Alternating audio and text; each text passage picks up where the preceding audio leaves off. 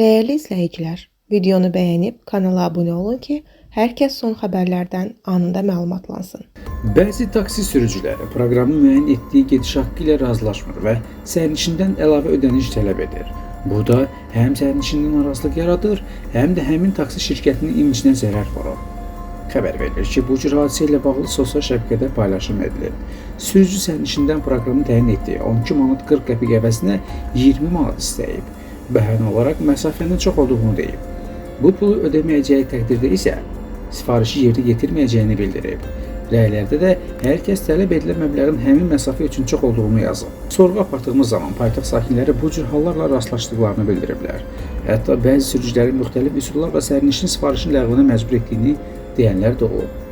Nəqliyyat ekspertləri belə hallarda həm sürücülərin, həm də şirkətlərin məsuliyyət daşıdığını bildiriblər.